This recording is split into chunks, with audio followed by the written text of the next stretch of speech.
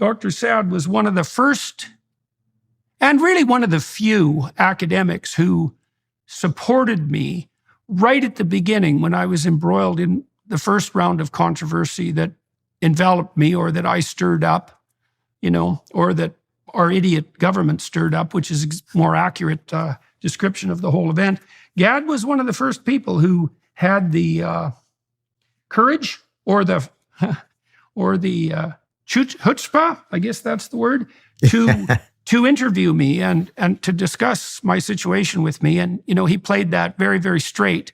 And I don't think it was obvious to him at all at that point when he took that risk.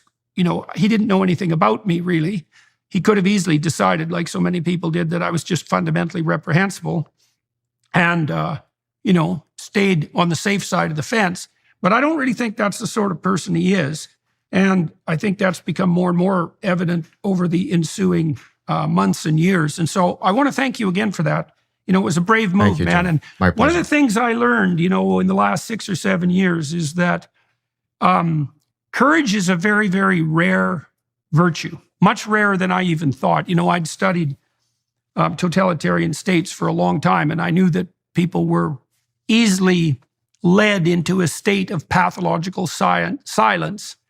But I didn't understand how rapidly that could occur and how few people, even in a free society with a long history of freedom, would be loath to speak, and how rapidly that could occur. And then you do see people who stand up and say things that might get them in trouble. And some of them are just people who are unwise, right? And who are willing to impulsively say what comes to mind. And then there are other people, and they're much rarer, who are thoughtful and who've carefully considered what they have to say and are willing to say it anyways. And you fell into that camp right away.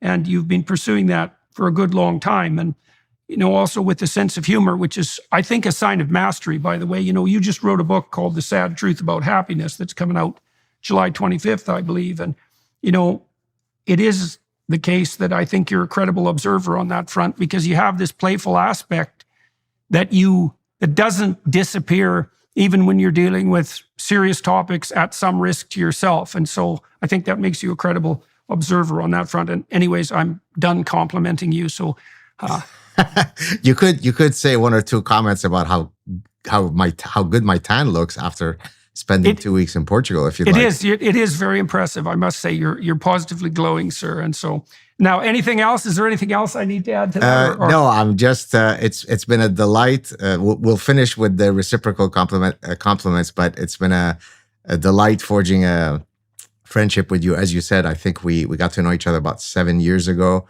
and of the ecosystem that we both navigate in, regrettably, many people turn out to be cowards. And you're certainly not one who exhibits any cowardice. And so in that sense, we are truly simpatico. And it's a pleasure and honor to be your friend. Yeah, well, and we have areas of mutual interest as well. I've been interested in the psychology of entrepreneurship and of managerial and administrative ability, for that matter. I spent a lot of time studying that, and also very interested in evolutionary psychology and biology. And so we have those overlaps, which is quite interesting professionally. And so I thought that's part of where we can go today, as well as talking about your book. Let's start with your last book, The Parasitic Mind.